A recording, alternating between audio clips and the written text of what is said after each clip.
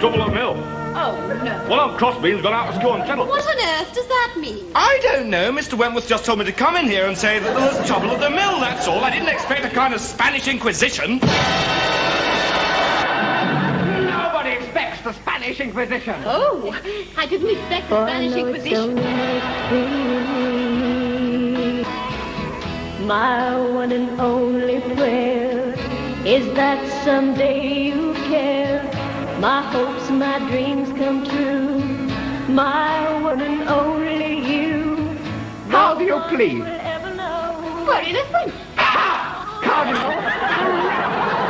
Someday you care for me, but it's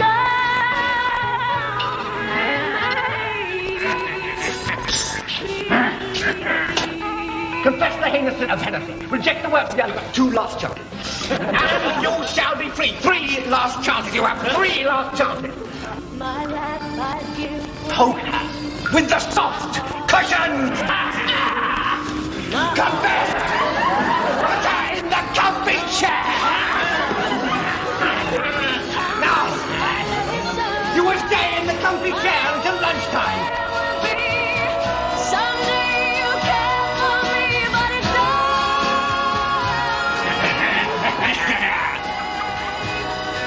Confess! Confess! Confess! I confess! Not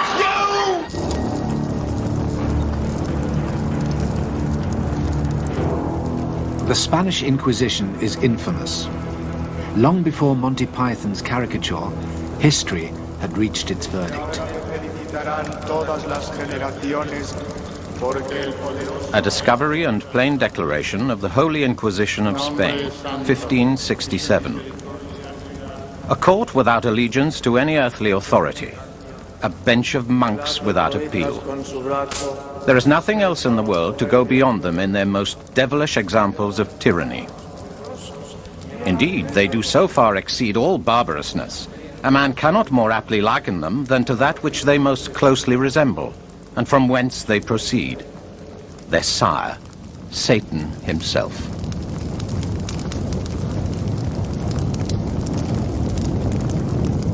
Four centuries of condemnation have made the Spanish Inquisition a byword for cruelty, terror, and tyranny. But this image is false, a distortion disseminated 400 years ago and accepted ever since. Now a new generation of historians is looking at the Inquisition afresh. Every one of the cases that came before the Spanish Inquisition during its 350-year history had its own file. These files, gathered together from sources such as this library in Salamanca, are being properly studied for the first time. I think our views of the Inquisition had been changed largely by the opening up of the archives of the Inquisition. They had everything on tape, as it were, hidden away in their archives. And we can go there, calculate, put it all on computer, and arrive at very firm statistics about its activity. And so all of this has opened wide the debate about the Inquisition, and has also demolished totally the previous image, which all of us had. The files are detailed and exhaustive. The Inquisition kept its activities secret from the outside world, but its clerks wrote down every detail in the confidence that their records were for the eyes of the Inquisition only. The huge task of sifting this material, previously scattered throughout Spain, daunted earlier generations.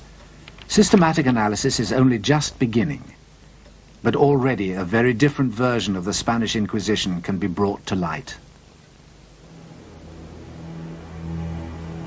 The Spain that gave birth to the Inquisition in the 15th century was barren and isolated on the fringe of Europe, half of its land unproductive, half barely sustaining a meager living, a monotonous, burning plain.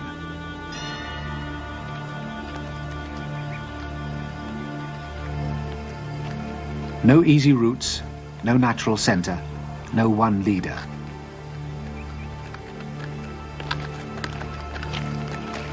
Spaniards could only dream of Hispania, the country that had been united during the days of the Roman conquest. All that was to change.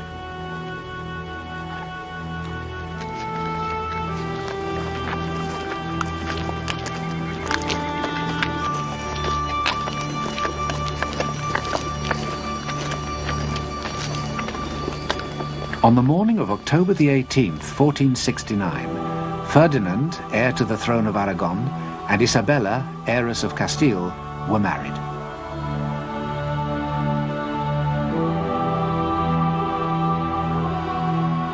Their wedding ended centuries of rivalry between the two Spanish kingdoms and would unite the country. Spain, for so long merely a name on the map, had become a historical fact.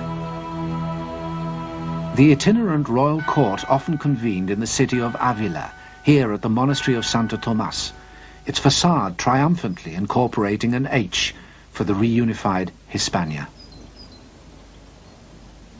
But for Ferdinand and Isabella, there could be no political unity without religious unity.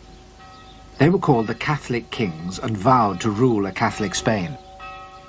Pressure was exerted on Spain's large Jewish population to convert. Many did. But traditional Christians were suspicious that these conversos were practicing their former religion in secret.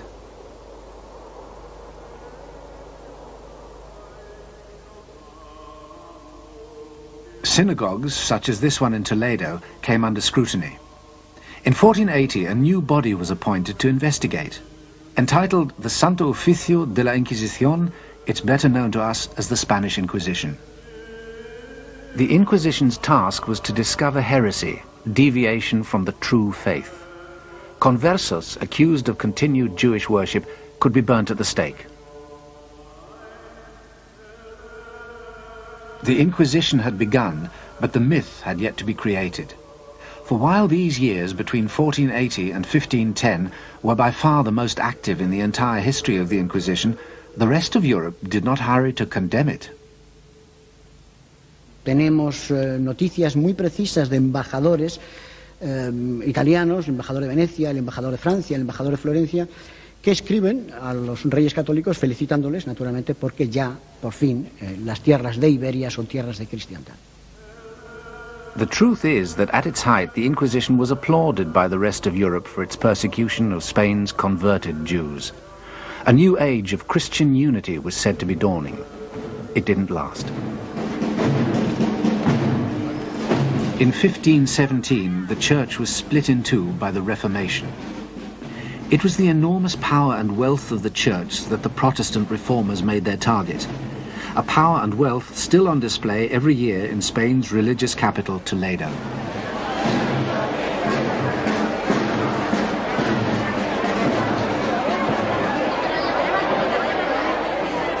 Until then, priests had been the unquestioned mediators between God and the sinful world, essential to salvation.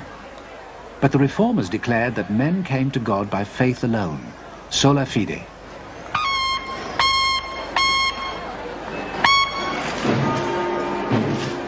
In turmoil, the Church went on the offensive. The Church's champion, defender of the faith, was Charles V, the Holy Roman Emperor. As leader of the Habsburg dynasty, he also commanded the most powerful armies in Europe.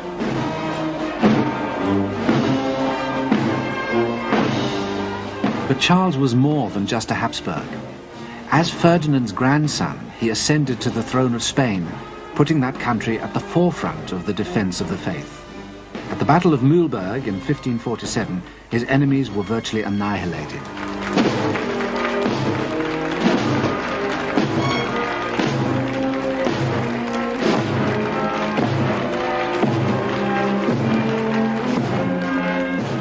Routed on the battlefield, the reformers attacked elsewhere.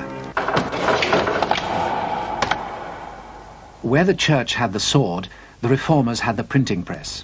It was no coincidence that printing was invented and spread fastest in the countries most sympathetic to the Reformation, the German states, England, and the Low Countries, where this press in Antwerp still survives.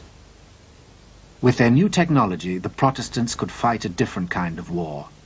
For the first time, it was possible to wage a real propaganda campaign. This is what the enemies of the Spanish Habsburgs did, very skillfully. The Spanish monarchy was unable to counteract that. They fought in the military domain and not in the propaganda domain, and they felt that that was an unfair way of waging a war. That was not proper of gentlemen. Gentlemen fought with weapons, not with leaflets, not with ideas. This scum of barbarians, this mongrel generation, Spain, is and ever hath been the sink, the puddle, and filthy heap of the most loathsome, infected, and slavish people that ever lived. Their more than tigerish cruelty, their lustful and inhumane deflowering of their matrons, wives, and daughters, their matchless and sodomitical ravishings of young boys, which these demi-barbarian Spaniards have committed. Within a year of the Battle of Mühlberg, a stream of anti-Spanish invective began to pour off the printing presses of the Reformation. But the polemic needed a focus.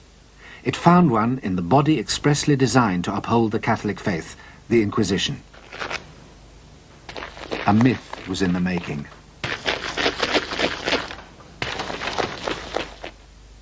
All the different accusations came together in this document, a discovery and plain declaration of sundry subtle practices of the Holy Inquisition of Spain, printed in 1567. Within the year, it was translated into English, French, Dutch, and German. Its author, masquerading as a Protestant victim of the Inquisition, wrote under the pseudonym Montanus.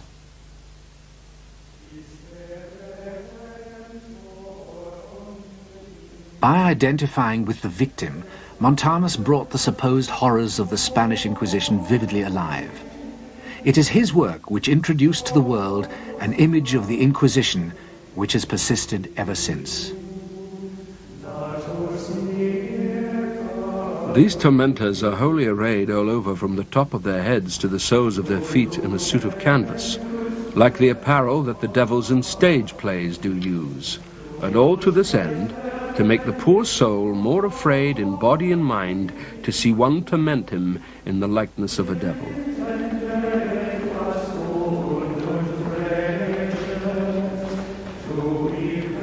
Montanus contributed decisively to what became known as the Black Legend. The Black Legend is the name given by the Spaniards to the image created by their enemies, according to which they were greedy, cruel, tyrannical, and especially intolerant in religious terms.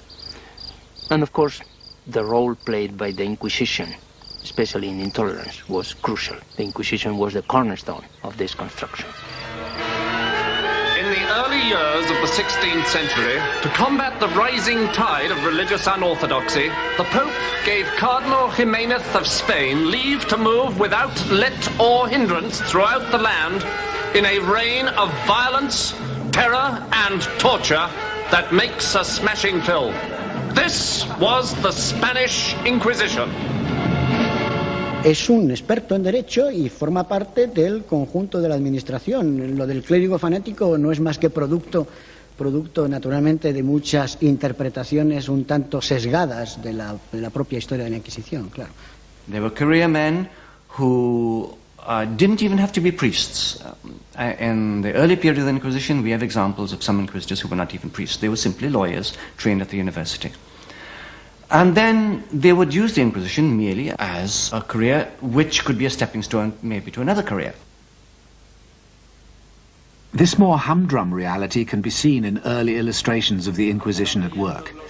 But bureaucrats make boring copy. Montanus' version relied on the Gothic drama of hooded fiends.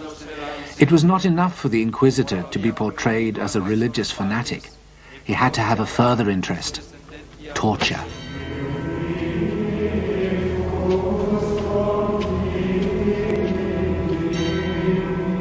The abuse of this Inquisition is most execrable. If any word shall pass out of the mouth of any, they command him to be taken and put into a horrible prison.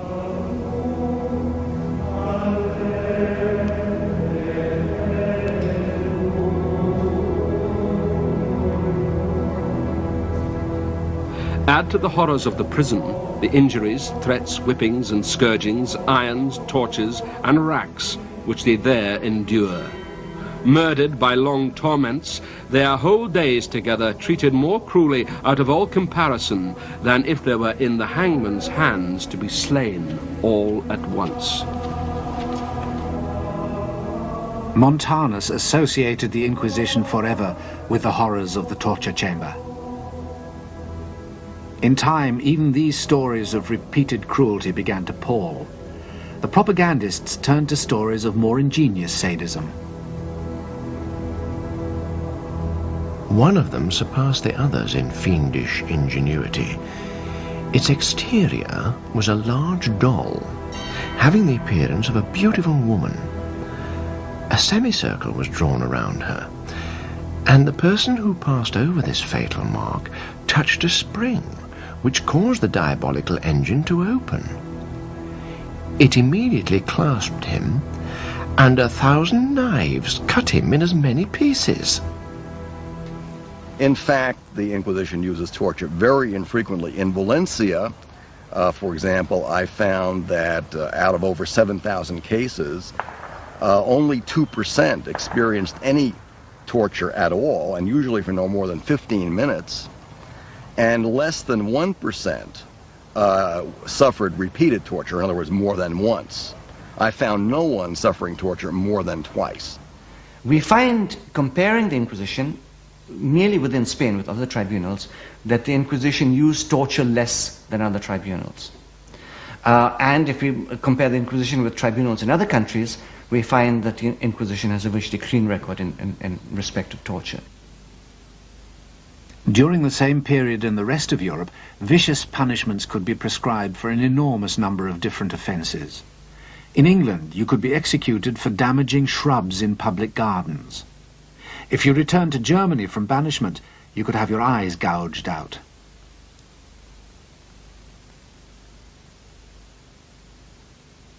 In France, you could be disemboweled for sheep stealing. The Inquisition used none of these methods. They had a rule book, the Instrucciones, which specified what could and could not be done. Those breaking the rules were sacked. So the Inquisition did not, as alleged, roast their victims' feet, or brick them up to languish for all eternity, or smash their joints with hammers, or flail them on wheels.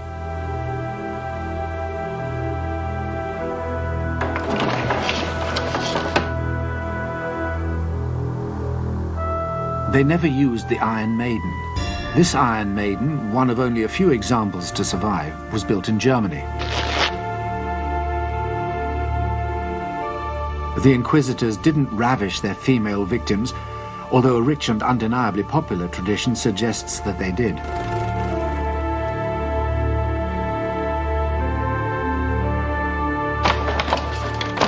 In fact, the inquisitorial torture chamber of popular myth never existed, even though this image was reprinted hundreds of times. And it was not only the use of torture that was falsified. Stories were also fabricated about the gruesome conditions in which prisoners were kept. Ironically, the Inquisition had probably the best jails in Spain. This sounds very much like whitewashing, but unfortunately it's true. Let me take a quotation from the Inquisitors in Barcelona in the middle of the 16th century, when they were asked to report on the state of their prisons, and they said, "Our prisons are full." But then they complained to their bosses in Madrid, "We don't know where to send the leftover prisoners we have. We cannot send them to the city jails, because the city jails are overcrowded, and there they are dying at the rate of 20 a week." I have found instances of prisoners in secular criminal courts blaspheming in order to get into the Inquisition prison, to escape the maltreatment they received in the secular prison.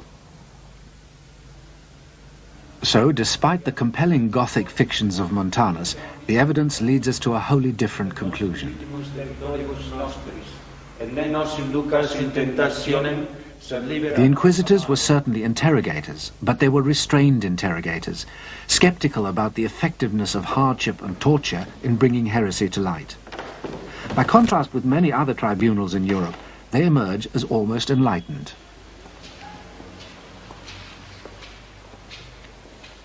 El caso más singular, por ejemplo, es el caso de la brujería.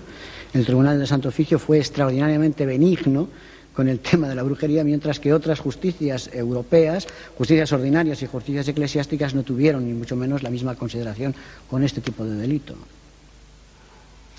Proclama mi alma la grandeza del Señor. Whatever crime they were investigating, the inquisitors went by the book.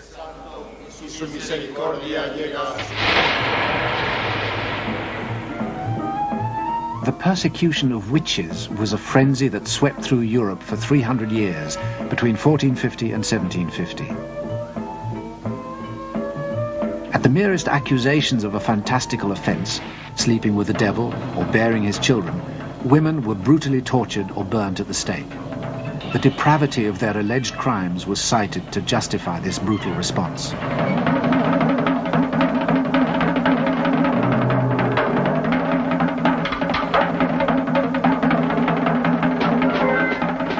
One tribunal took a different approach. Remember that the inquisitors were university lawyers, and lawyers look for evidence. So when the inquisitors looked for evidence of witchcraft, they said, okay, so this woman has killed a baby. Where is this baby? How many babies have died? And so on and so forth. And as they went through looking for the evidence, they found no evidence because, of course, witchcraft was, we may presume, an imaginary offense.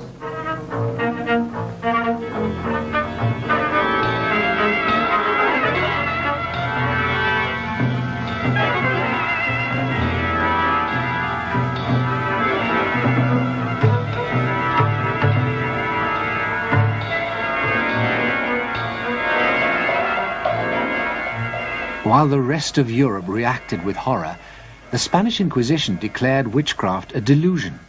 No one could be tried, let alone burnt for it. But it was the Spanish Inquisition that came to symbolize the ruthless persecution of heresy. Why? Because by the 1560s, Spain was more than just a power. It was a superpower. Its fitting symbol, the new royal palace, a 16th century pentagon built in the hills above Madrid, El Escorial. This vast structure, comprising miles of marbled corridors, was built by Charles V's son and successor, Philip II. Under Philip, Spain completed its rise within less than a century from isolation and obscurity to the domination of Europe.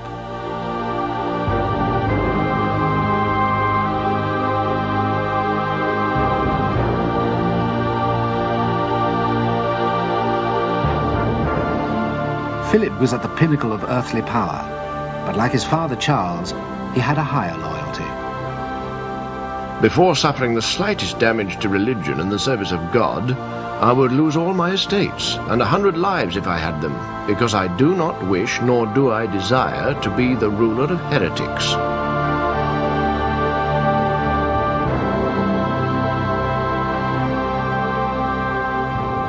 Confronted by such fervor and strength, Spain's enemies changed tack.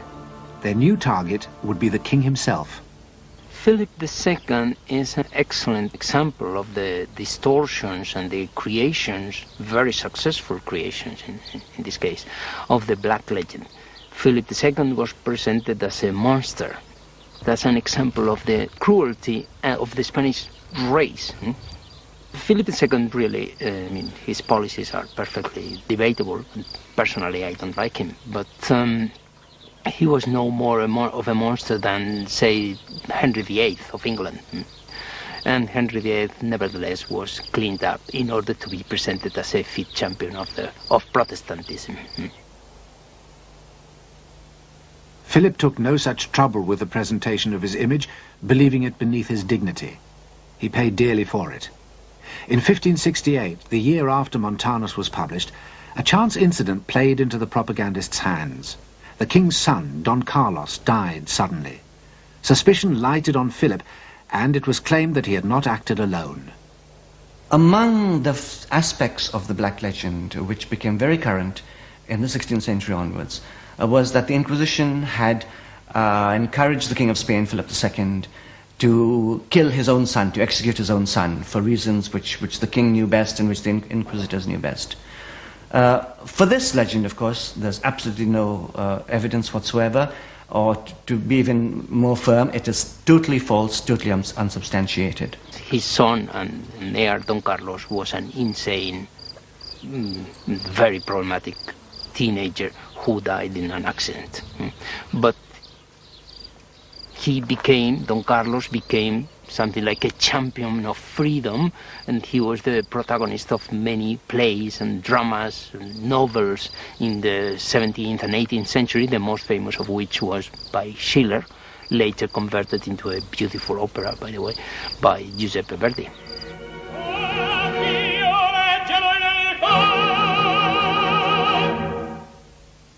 In Verdi's opera, Don Carlos declares before God his allegiance to Flanders, a Habsburg province ruled by his father the king, but with strong Protestant sympathies and by now seeking its independence.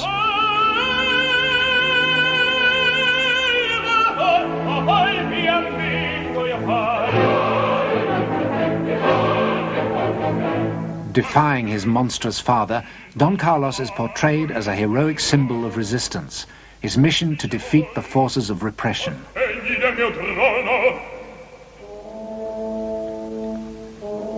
The next act opens with the king in an agony of doubt.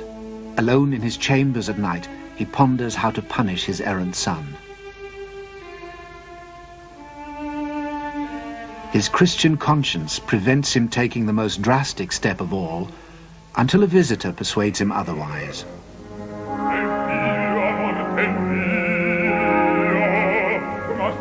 The Grand Inquisitor, portrayed as an old blind man, listens as the king pours out his anguish.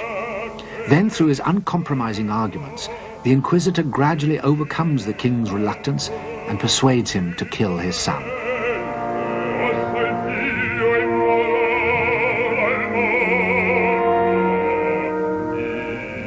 The Grand Inquisitor decides the issue by observing that there is a precedent.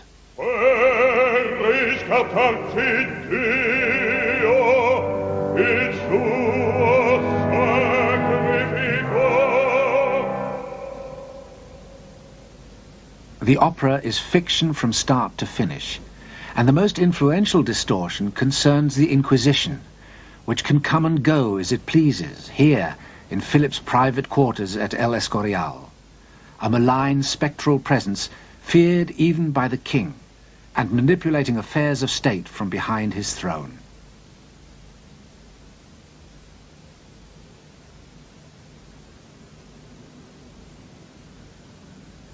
The death of Don Carlos was a godsend for the mythmakers.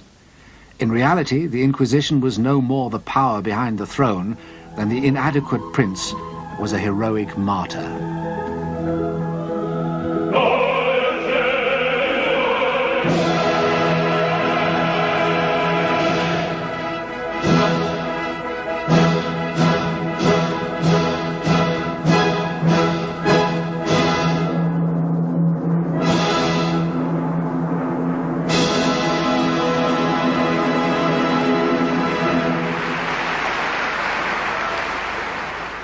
It was not that the Inquisition was without influence. The showpiece displays of its status were grandiose occasions held in the main squares of the cities, such as this one in Madrid. These ceremonies, where heretics were sentenced, were known as acts of faith.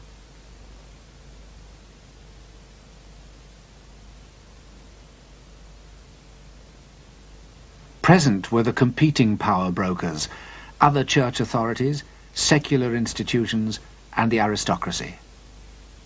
All of these other institutions are powerful. They all have the ear of the king.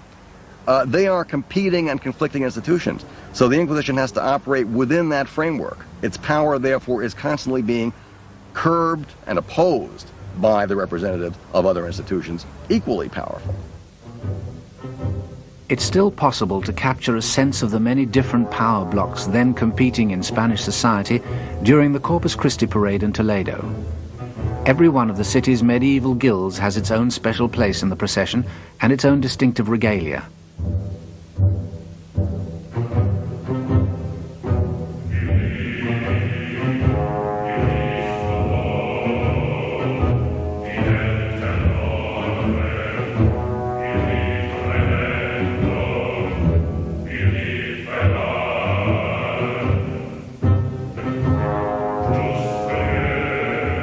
Such limitations, however, were as nothing compared to the difficulties encountered by the Inquisition outside the city walls.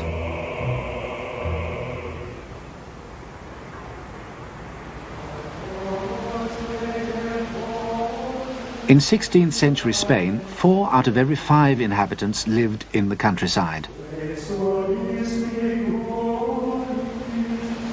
The Inquisition was divided into 20 tribunals. Each of them had to cover thousands of square miles. Yet each tribunal had no more than 2 or 3 inquisitors and a handful of administrative clerks. Contemporary accounts reveal that the inquisitors detested and often shirked their sorties into rural Spain. In winter, the roads were impassable, so visitations often had to be undertaken in the burning heat of summer.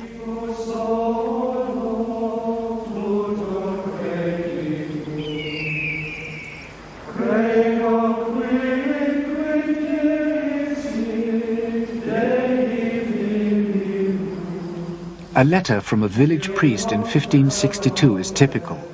This village, he wrote, does not know the Holy Inquisition.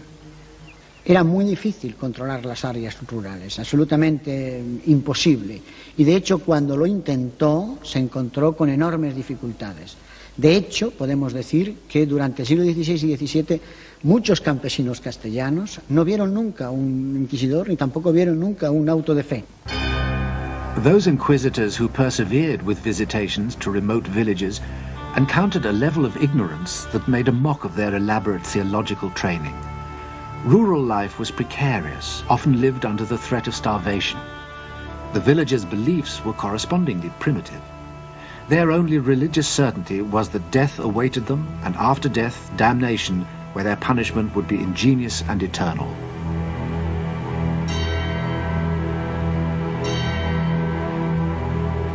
But the gulf between the Inquisition and rural Spain was even deeper than appeared at first sight. Let us be very careful tomorrow when the Inquisitor comes here. For the love of God, don't go telling tales about each other or meddle in things touching the Holy Office. A parish priest's warning betrays the Inquisition's real problem.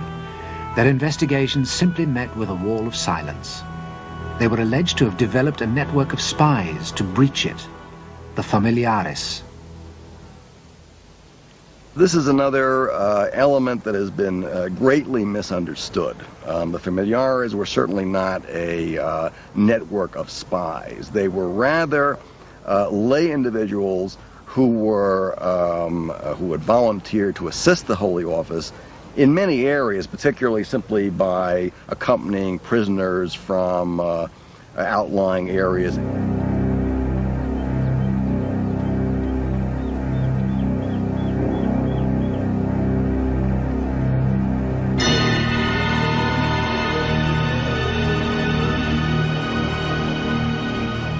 The least credible parts of the myth of the Inquisition, I suppose, are those relating to its image as being a super omnipotent institution capable of controlling the thoughts and minds of people. These inquisitors had no power to control society in the way that many historians have imagined that they had. They had no power, they had no function, they didn't have the tools to do the job. And we, in falsifying the image, have given them the tools which have never existed. Powerless in the country, overshadowed in the city, the real Inquisition is scarcely recognizable from its myth. But it is Verdi's vision which persists of an Inquisition which can command a king and force a subject people to kneel in fear before it.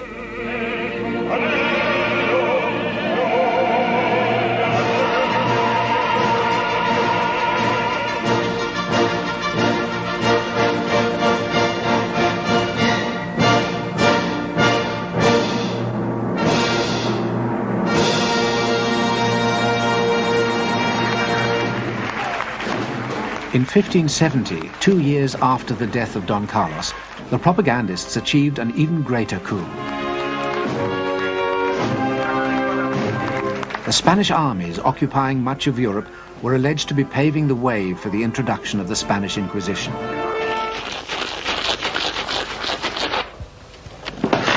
A document, now proved a forgery, was circulated. It claimed to reveal that the entire population of one country, the Netherlands, had forfeited any right to life or property. Here was an Inquisition bent on mass killings to punish heresy. It's when we look at the figures for executions, only dealing with executions as distinct from the psychological impact of the Inquisition, that we come up against a very remarkable fact, namely that in 16th century Spain, and dealing only in terms of Protestant heresy, fewer people died for heresy in Spain than in any other Western country. The Inquisition, for example, in the whole of the 16th century, maybe executed something like about 40 or 50 people at the outside in the whole of Spain, in the whole of the 16th century, and that includes, of course, the whole of America as well. Whereas within a small group of years, which are the reigns of Queen Mary and Queen Elizabeth, we get at least the execution of 400 English people at the hands of, if we may call it, the English Inquisition, namely the English authorities who are in charge of executing people of the opposing religion. And we get the same figures in other countries. We get the same figures in France, where admittedly it was a Catholic authority. They executed something in the course of 5 or 6 years, they executed something like about 300 people. And so whichever country we look at, we find that the number of people who died for heresy in Spain, or for religious persecution of any sort, here I'm including also the conversos, is minimal compared to other countries. So that really, if every country is living in a glass house, none of them could throw stones, because Spain had the cleanest reputation in terms of killing off heretics than any other Western European nation. This conclusion is based on the statistical research currently being conducted in the Inquisition's archives. Indeed, it's now possible, on the basis of research done by academics such as Professor Jaime Contreras, to arrive at a scientific estimate of the total number of victims of the Spanish Inquisition. Y podemos decir que la actividad procesal del tribunal fue menor, mucho menor que la que anteriormente se había dicho. El número de víctimas del Tribunal del Santo Oficio durante los 350 años de su actividad no varió entre los 3.000 y las 5.000 personas. Burning at the stake, an image associated forever with the Spanish Inquisition. But the stake was used to kill heretics in England, France, Germany, and Scandinavia as well.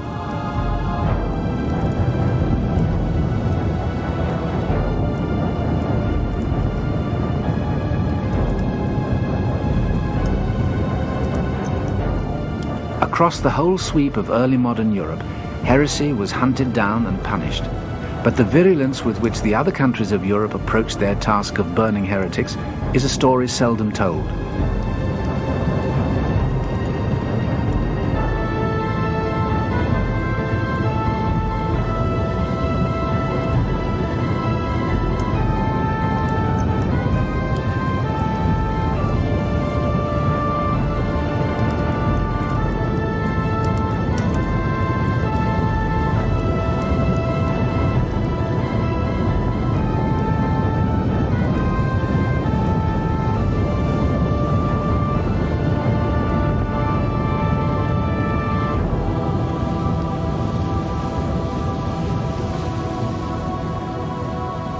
Myth can only be destroyed by fact, and the fact is that between 3,000 and 5,000 people perished at the hands of the Inquisition.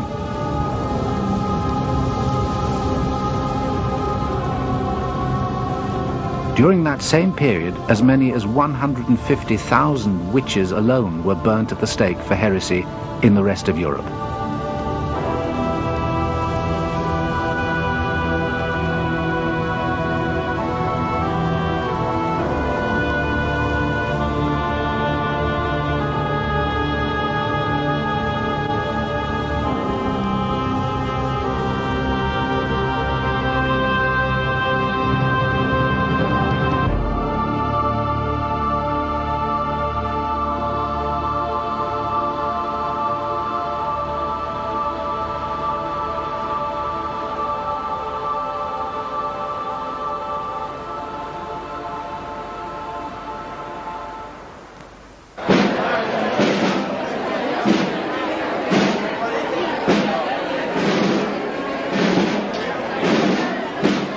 The spectacular rise of the Spanish Empire was to be followed by an uneven but inexorable fall. In the 17th century, the flow of gold and silver from the Americas, which had funded the empire, slowed to a trickle. The state plunged repeatedly into bankruptcy, and the Spanish territories in Europe were relinquished one by one.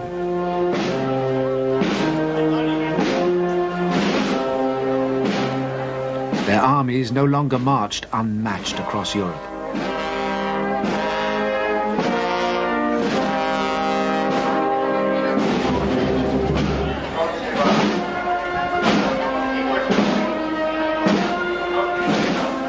If Spain's power had been responsible for the myth of the Inquisition in the first place, it might be thought that the myth would disappear as Spain reverted to obscurity. But it didn't. Instead, the Inquisition, a versatile scapegoat, was promptly blamed for Spain's decline as a land as well.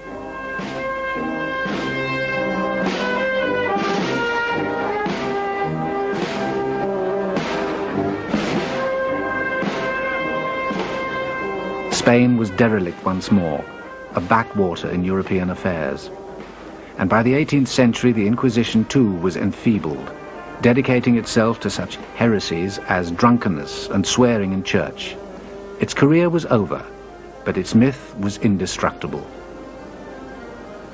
This legend on the Spanish Inquisition grew, took off, and had a life on its own. And throughout the centuries, it became more and more divorced from reality. In the 18th century, for instance, when Voltaire was crying against the crimes of the Inquisition really was killing nobody. There were no burnings or anything like that in the 18th century. And in the 19th century, when the Inquisition disappeared, they hadn't killed anyone for a very long period of time. The Inquisition was eventually wound up in this backstreet of Madrid. Yet its supposed horrors were being more vividly presented than ever. The Spanish painter Goya depicted its abuses to satirize the corrupt Spanish government of his day.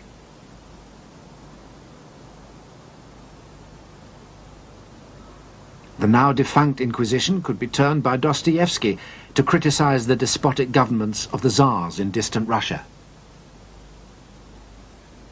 As a myth, the Inquisition was becoming a shorthand not just for religious fanaticism, but for the repression, injustice and terror that the powerful states of a new modern Europe inflicted on their subjects everywhere. And for that incarnation of the myth of the Inquisition, the 20th century had a special use. Have you ever been a member of the Communist Party? Are you a member of the Communist Party? Or have you ever been a member of the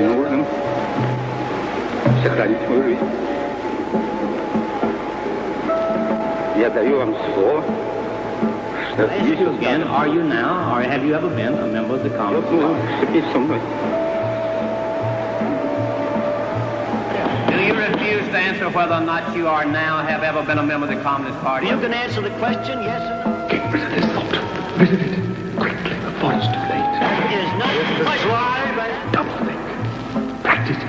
The party says the earth is flat. True. That's true. Can be controlled. The party says 2 and 2 make 5. True. That, in my opinion, is the basic answer. No.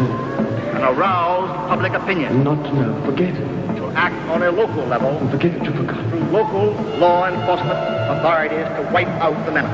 Comrades, attention! Our beloved leader, please. Have you ever been a question? Are you now, have you ever been a member of the Communist Party? No. Ask him the next question. Ask him the next question. No. Ever been a member of the Communist Party? That's not the question. Am I by any chance addressing a senior dignitary of the Spanish Inquisition? ¿Te gusta la mucha de la Inquisición? Good. Because if I am, I wish to make it quite clear that I am prepared to tell you absolutely anything.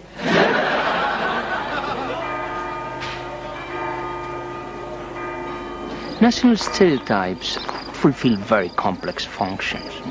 On the one hand, they simplify reality. And reality is too complex for the human mind, and we all love simplifications.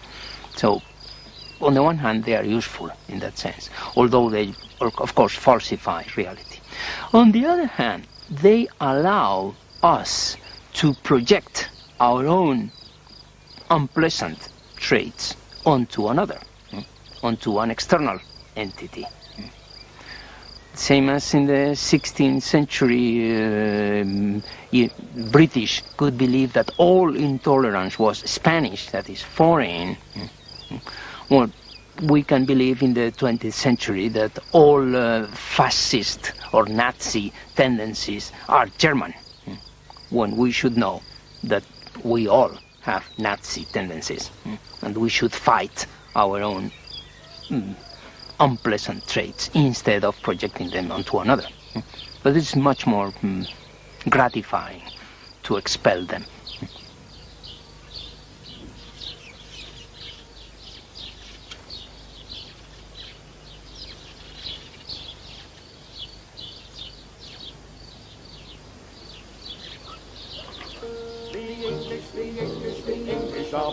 I wouldn't give tuppence for all of the rest. And crossing the channel, one cannot say much for the French or the Spanish, the Danish or Dutch. The Germans are German, the Russians are red, and the Greeks and Italians eat garlic in bed. The English are moral, the English are good, and clever, and modest, and misunderstood. And all the world over, each nation's the same. They've simply no notion of playing the game.